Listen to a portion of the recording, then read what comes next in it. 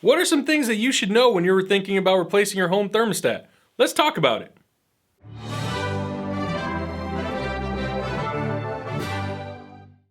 Welcome to Foam University. Today we're going to talk about what you need to know when you're replacing your home thermostat.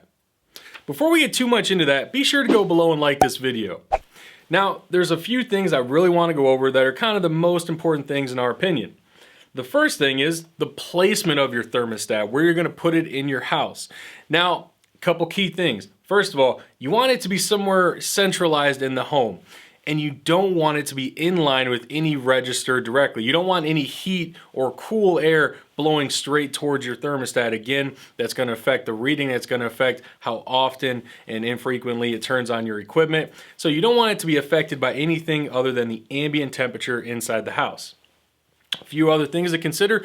What type of thermostat should you get? Should you get like an analog, the old style with maybe a dial on it or a lever where you would turn the temperature up and you would just switch the heat on or off and the AC on or off, that type of thing? Or should you upgrade to one of these new fancy smart thermostats? I know there's a lot of different brands out there nowadays. I definitely recommend investing into one of these smart thermostats. Hook it up to your Wi-Fi, get the app on your phone. You can change your temperature from work, from your cell phone, anywhere you're out and about. That is very, very handy. And a lot of these new thermostats, they track your progress. They can show you through the months what you're doing, how much usage you're going through, and they can give recommendations. You know, they can look over your house and say, your house is this big, maybe you should turn the temperature to this, or maybe you should use it during these hours. I know it's more expensive than the thermostats we've been using for many years, but there are a ton of advantages to these. So if you're in the market, I would definitely recommend checking out one of these new smart thermostats. Now, one last thing I want to go over is some recommended settings. Now, what temperature should you set it at? Let's use winter, for example, the easiest thing to talk about. If you're in a colder climate and you're wondering, what should I just keep my thermostat at? If I want to set it at a constant temperature and just keep it there, most people will say somewhere around 68. Some people can go lower, 64, 65, depending on their comfort.